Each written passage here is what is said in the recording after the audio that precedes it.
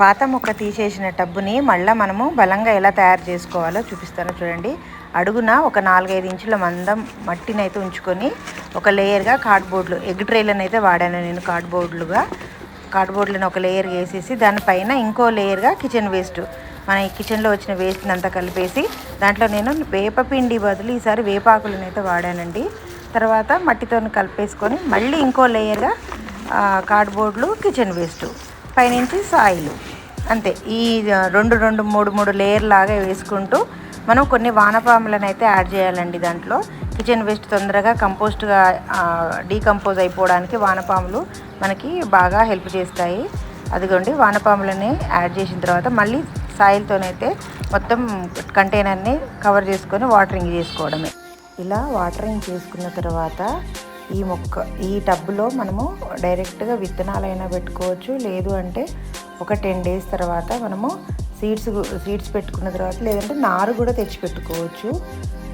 నారు పెట్టుకుంటేనేమో మనకి ఒక 1 month టైం కలిసి వస్తుంది. సీడ్స్ పెట్టుకుంటేనేమో మనం అది జర్మినేషన్ అయిన దాకా వెయిట్ చేయాల్సి వస్తుంది.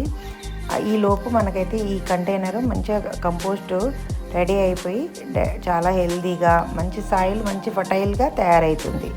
అప్పుడు మనం మొక్కల్ని ఇంకా ప్రతిసారి దీన్ని కుమ్మరించి సాయిల్ కలుపుకొని పెట్టాల్సిన పని లేదు. ఇట్లా డైరెక్ట్గా కూడా పెట్టుకోవచ్చు.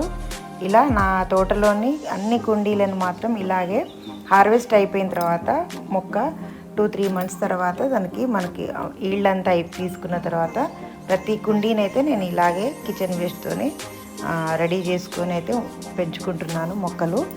ఇదిగోండి, ఇలా మనకు పూజ నుంచి వచ్చిన పూలను కూడా వేస్ట్ చేయకుండా తోటలోకి అయితే కుండీలో వేసుకోవడానికైతే నేను వాడుకుంటున్నాను. ఇదిగోండి, ఇలా కొంచెం వేపపిండి వేసి పైన మళ్ళీ ఇంకో లేయర్గా కిచెన్ వేస్ట్ వేసి అయితే ప్రతి కుండీని రెడీ చేసుకొని అయితే మొక్కల్ని పెంచుకుంటాం. ఇలా చేయడం వల్ల మనకి ప్రతిసారి దీనికి ఏమంటారు ఎనర్జీ ఫుడ్ ఇవ్వాల్సిన పని ఉండదు. ఈ కుండీకి ఇంకా మనం ఎక్కువ కేర్ తీసుకోవాల్సిన పని ఉండదు. ఓన్లీ వాటరింగ్ చేస్తే, టైం చూసి వాటరింగ్ చేస్తే సరిపోతుంది. అంతే అండి. ఇదిగోండి, నేను ఆ అన్ని కుండీలను ఇలా రెడీ చేసుకుంటుంటాను. చూసేయండి అయితే వీడియో. ఓకే అండి, ఈ వీడియో కనుక మీకు నచ్చినట్టయితే ఒక లైక్ ఇవ్వడం మాత్రం మర్చిపోకండి. థ్యాంక్ యూ అండి.